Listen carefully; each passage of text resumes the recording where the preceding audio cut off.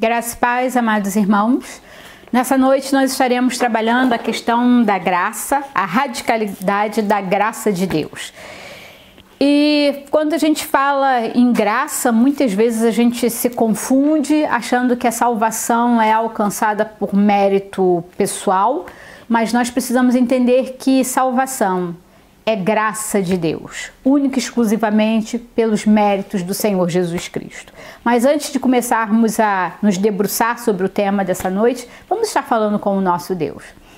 Paizinho querido, nós te agradecemos pelo teu amor, pela tua graça, pela tua bondade, porque até aqui o Senhor tem nos sustentado.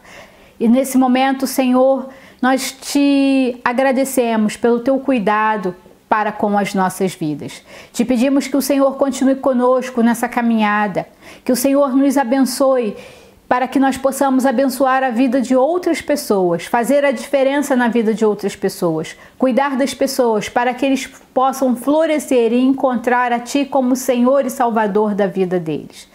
Toma, Senhor, as nossas famílias, aqueles que estão enfermos em Tuas mãos, que o Senhor possa estar ministrando a cura, aqueles que estão desanimados e abatidos, que o Senhor possa levantar e que o Senhor fortaleça a Tua igreja. Agora abre a nossa mente, o nosso entendimento para que nós possamos compreender a Tua palavra. Assim nós oramos e já te agradecemos em nome de Jesus. Amém.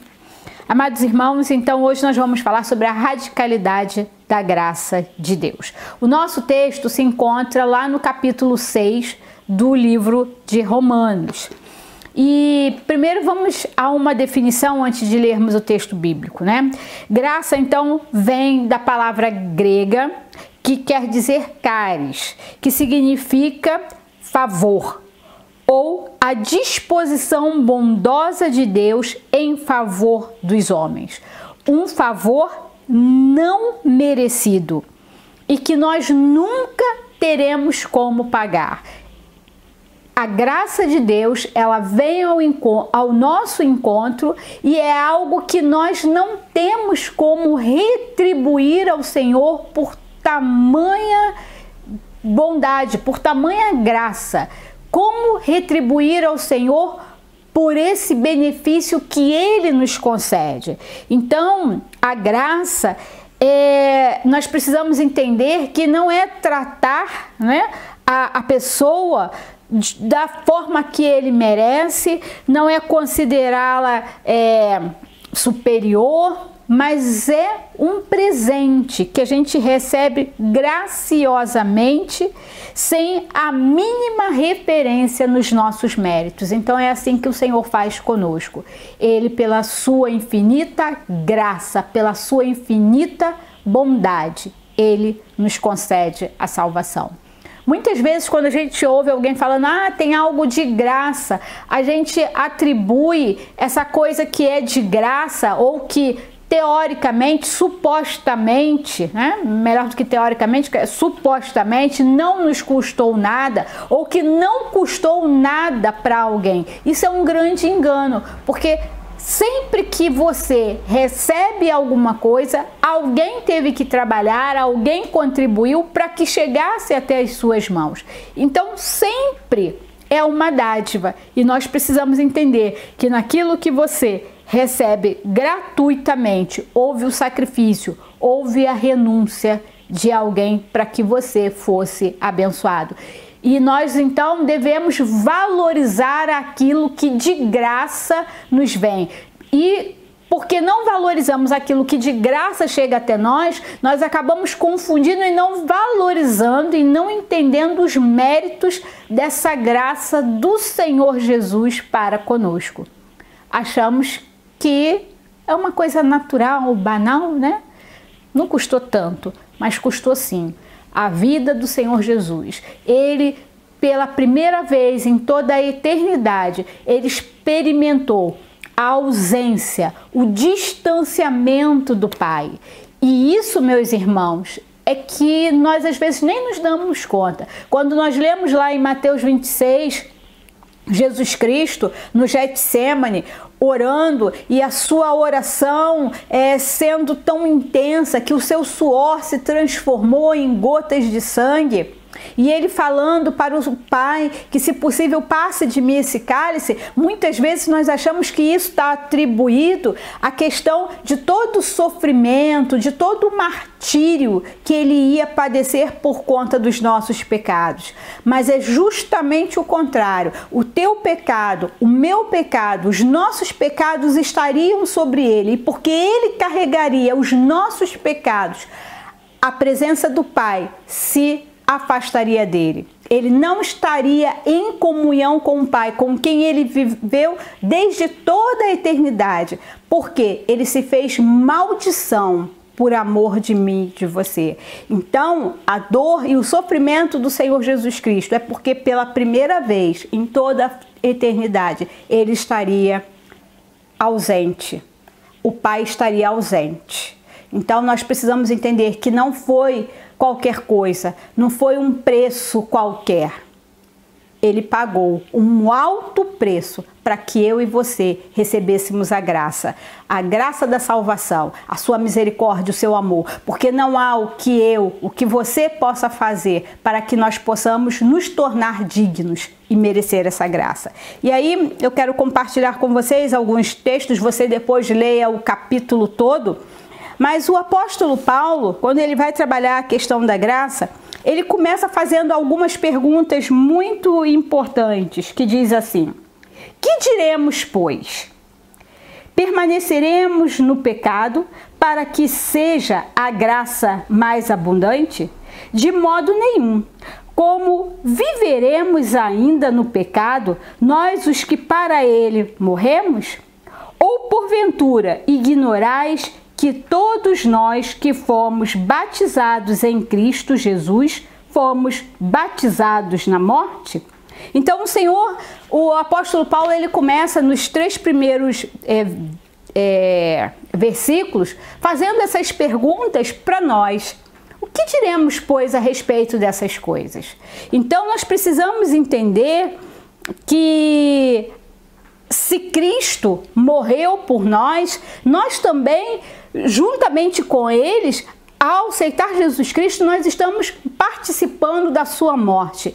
Isso é, participando da morte desse pecado, de tudo aquilo que está ligado a essa vida de pecado, e se com ele morremos, com ele também ressuscitamos. E ao ressuscitar, né, nós precisamos andar em novidade de vida. Então o cristão, ele precisa ter muito claro que ao receber a graça do Senhor Jesus Cristo, essa graça preveniente que nos faz entender a necessidade, nos habilita a receber Jesus Cristo como Senhor e Salvador na nossa vida, e que vai fazer com que a gente entenda o sacrifício do Senhor Jesus Cristo. Isso traz para nós um ensinamento, mas não só ensinamento, mas uma nova postura, uma nova atitude. Porque se com Cristo morremos, com Cristo ressuscitamos, mas ressuscitamos como novas criaturas que não praticam mais as obras da carne, mas vivem segundo o Espírito de Deus. Andam em novidade de vida. E aí, do versículo 4 até o versículo 10, o apóstolo Paulo vai estar falando da questão da remoção da nossa culpa pela morte sacrificial do Senhor Jesus Cristo. Então, quando Cristo, pela sua morte expiatória, comprou a salvação para nós, homens e mulheres, foi pago um elevado preço, como eu falei com vocês. Então, isso para quê? Para que eu e você possamos entender que não há mérito nenhum humano. Não há mérito humano. Muitas vezes nós pensamos, né, ou somos levados a pensar que é através das nossas atitudes é que nós vamos conquistar um lugar no céu. E quantas vezes a gente vê pessoas falando exatamente sobre isso? Ah, fulano hoje conquistou, garantiu um pedacinho lá no céu porque ele fez uma boa ação. Fulano conquistou um lugarzinho no céu porque ele era muito íntegro, muito honesto, muito correto, por causa disso ou daquilo. Mas a palavra de Deus diz que o acesso a essa salvação, nós só alcançamos a salvação por intermédio do Senhor Jesus Cristo. E o segundo passo é reconhecer que não é mérito nosso, mas sim somos justificados pela graça do Senhor Jesus Cristo. Então é a graça justificadora. Se a graça preveniente me prepara e me habilita para receber Jesus, a graça justificadora, ela faz com que eu seja justificado pelos meus pecados. É Cristo que me justifica, porque foi Ele que morreu por mim e morreu por você. Então isso nos habilita, né? Então, tudo que é necessário para a nossa salvação foi providenciado a nosso favor pelos méritos do Senhor Jesus Cristo, pela sua morte ali na cruz do Calvário. Então, logo, nossa resposta a tudo isso é viver uma nova vida, debaixo do senhorio, da sua graça, da sua direção, da sua vontade. Não fazendo isso por medo, mas por amor e por reconhecimento de tudo aquilo que Ele faz nas nossas vidas. Então, é através da morte do Senhor Jesus Cristo que podemos participar da vida eterna e ressuscitar com Ele. Então, só tem acesso à salvação aquele que confessa Jesus Cristo como Senhor e Salvador da sua vida. Então, Paulo vai afirmar que ao participarmos da morte de Cristo, morremos uma vez por todas para o pecado e passamos a viver para Deus. E isso é muito importante.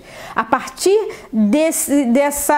da morte do Senhor Jesus Cristo, ao participarmos da morte do Senhor Jesus Cristo, ao morrer o velho homem, nós precisamos entender que isso acontece uma única vez. Então, pecar para nós é vamos dizer assim, um acidente de percurso. Não é algo que a gente faz quanto mais. Eu vou pecando todo dia porque eu sei que a graça do Senhor Jesus Cristo está aí e essa graça vai me assegurar a salvação. Então eu recorro à graça. Não, porque eu tenho a graça e eu entendo que a graça não é mérito meu, mas é mérito no sacrifício do Senhor Jesus Cristo e que eu morri, o velho homem morreu, eu preciso andar em novidade de vida, então eu não peco mais. O cristão não pode continuar praticando o pecado deliberadamente. Eu sei que eu fui ao médico, o médico disse que eu tenho um problema de saúde, que a partir de hoje eu não posso mais comer açúcar. Porque eu sei que o açúcar faz mal para o meu organismo. Mas aí o que eu faço? Eu vou lá, eu como uma colherada de sorvete, eu como uma colherada de pudim, aí toda vez que eu como aquilo que eu não posso comer, que faz mal para o meu corpo, eu vou lá e tomo um remédio. E muitas vezes a gente faz exatamente isso com a graça que nós servimos, né? Nós sabemos que morremos para o pecado, mas aí a gente dá uma pecadinha e aí vai lá, pede perdão e deliberadamente, você sabe que aquilo não faz mais parte da sua vida. Então o pecado que cometer a partir da sua experiência com Cristo deve ser o quê? Acidental. Eu errei, eu comi aquele doce, eu não sabia que tinha açúcar ali, eu não li o rótulo, mas eu não vou mais cometer esse erro, porque eu sei que foi errado, foi por acidente, não foi por querer, não foi a minha intenção. Então eu preciso entender que a partir desse momento eu não peco deliberadamente, mas quando eu peco foi um acidente, foi um equívoco, algo que passou despercebido, que eu não sabia, mas que depois de tomar conhecimento eu não faço mais. E consequentemente, quando eu peco, isso traz tristeza, deixa o meu coração abatido. Por quê? Porque eu sei que eu errei, que eu fiz o que era mal perante os olhos do Senhor. Então, não há como, você precisa entender que não há como conciliar uma vida na presença do Espírito Santo e a prática do pecado. Aquele que recebe o Senhor Jesus Cristo como Senhor e Salvador da sua vida, ele precisa abandonar o pecado. Não há mais espaço para os nossos pecados de estimação. Aqueles que a gente sabe, aqueles que têm nome, que a gente conhece, mas que a gente acha que na hora do culto, quando falar lá, momento de confissão, eu vou lá, confesso e está tudo certo. Negativo, meu irmão. Negativo, minha irmã. Se você já tem consciência que isso é pecado, você precisa abandonar, deixar de lado. Nós não praticamos, porque nós vivemos uma nova vida na presença do Senhor. E aí, do versículo 11 ao 16, o apóstolo Paulo vai falar da eficácia da ressurreição de Cristo para uma nova vida de santidade. Então, se eu tenho a graça preveniente, eu tenho a graça justificadora, eu tenho a graça santificadora. A partir do momento que eu sou justificado, que os meus pecados são perdoados pelo Senhor Jesus Cristo através da sua graça justificadora, o próximo passo é uma vida de santidade. Uma vida de santidade na presença do Senhor, né? Somos mortos para o pecado. Tudo que é errado, tudo que é pecaminoso, tudo que está fora do plano de Deus, da vontade de Deus, da palavra de Deus, do seu ensinamento, eu não pratico. Eu não falo mal do meu irmão, eu não cobiço as coisas que não são minhas, eu não tenho inveja, eu não faço fofoca, eu não me aproprio daquilo que é meu, eu não faço conchavo com coisas erradas, eu não tenho ligações com as trevas, com coisas que não são pertinentes a Deus, eu não estou em lugares e nem participo de ações que não glorificam o nome de Deus. Por quê? Porque a minha vida é diferente. Eu morri para o pecado. Então, tudo que eu fazia antes de conhecer a Cristo, eu não pratico mais. Hoje, eu, como nova criatura, tenho novas atitudes. Então, os meus pensamentos são os pensamentos das coisas que vêm de cima. O meu agir é o agir de Deus. O meu falar é guiado pelo Espírito Santo de Deus. O meu pensar, tudo em mim é governado pelo Espírito Santo de Deus. E nós, então, vivemos para Deus, conforme a sua vontade, conforme o seu querer e conforme aquilo que Ele tem para as nossas vidas. E aí a palavra de Deus vai dizer que a afirmação bíblica é que morremos e que tudo se fez novo. Se eu antes era uma pessoa muito grossa, muito estúpida, pavio curto, isso pertencia ao velho homem. Hoje, nova criatura, sou resiliente, eu ouço, eu respiro fundo, eu penso 2, 3 vezes antes de dar uma resposta, não quero magoar, não quero ofender, porque hoje eu sou uma nova criatura.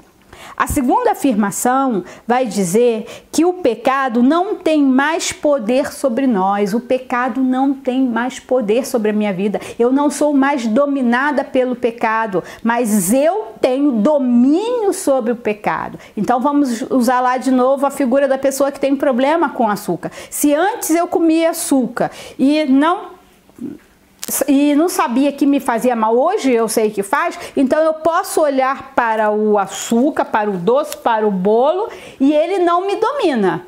Eu é que domino a minha vontade e o meu desejo. A minha carne está sujeita ao Espírito Santo de Deus que habita em mim. Então, se antes eu era aquela pessoa que queria já sair brigando, discutindo, batendo nos outros, hoje a minha carne, os meus desejos, o meu temperamento está em submissão ao Espírito Santo de Deus, porque hoje eu sou uma nova criatura. Então nós precisamos entender isso. Hoje eu pratico o quê? As boas obras, eu prego o evangelho, eu procuro a santidade e fazer a vontade de Deus. Então buscar uma vida de santidade é buscar viver segundo os princípios de Deus.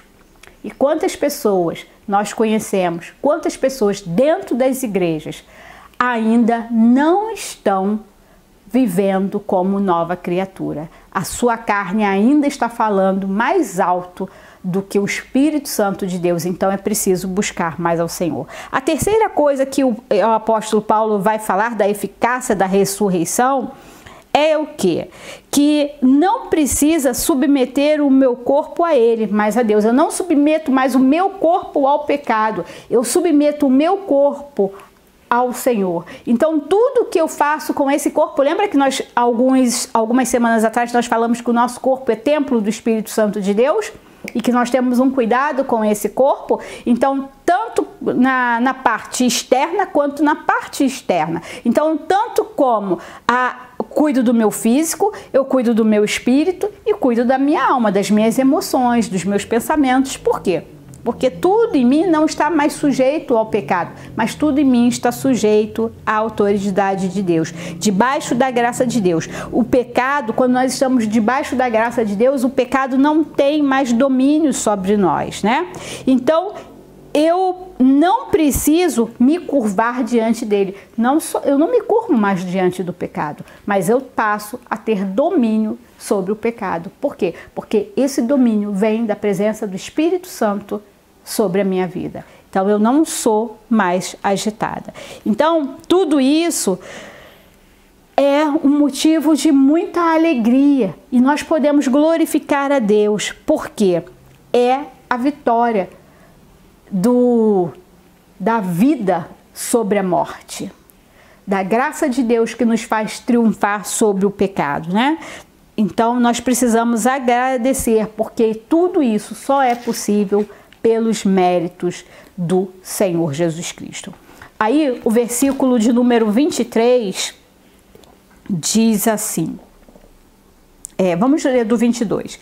Agora, porém, libertos do pecado, transformados em servos de Deus, tendes o vosso fruto para a santificação e, por fim, a vida eterna. Porque o salário do pecado é a morte, mas o dom gratuito de Deus é a vida eterna em Cristo Jesus, nosso Senhor. Se antes o salário do pecado era a morte, a condenação eterna, agora, pelos méritos do Senhor Jesus Cristo, nós temos a vida eterna. Então é um brado de vitória, afirmando que se pelo pecado, né, o salário, a sua paga, a recompensa é a morte, mas pelos méritos do Senhor Jesus Cristo, o dom gratuito de Deus é a vida eterna, é a salvação.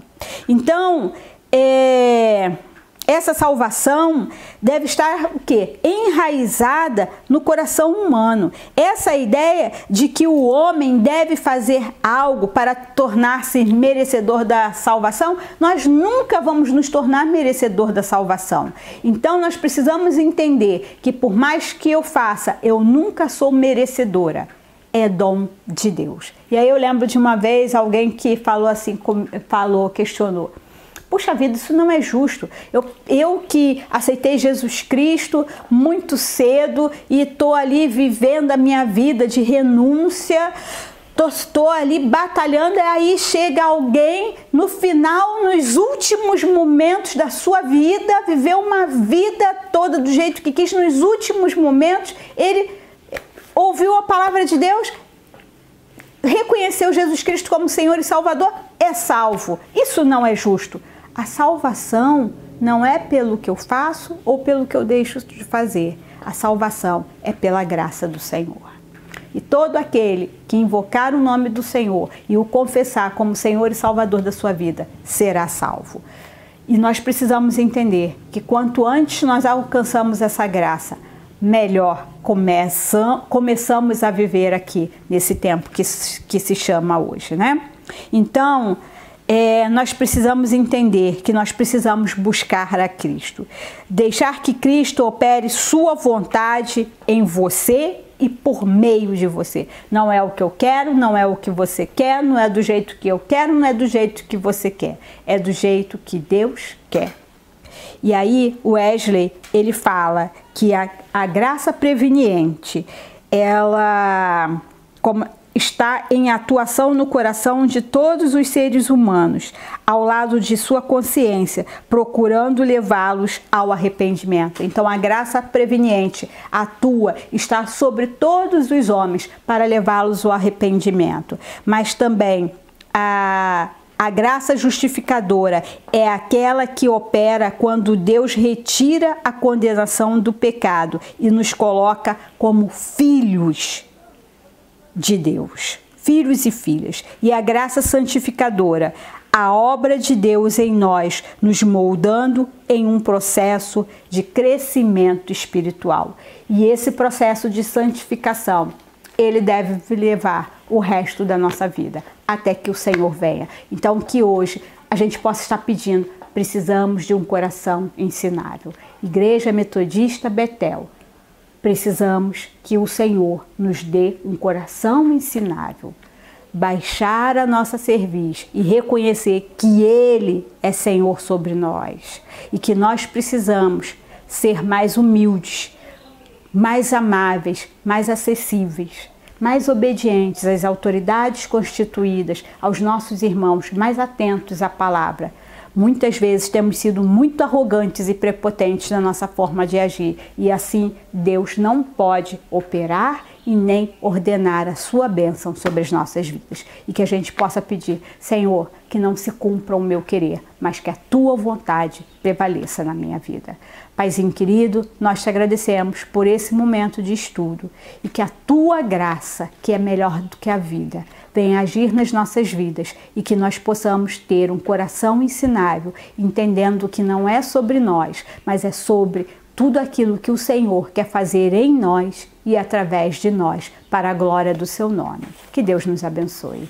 Amém.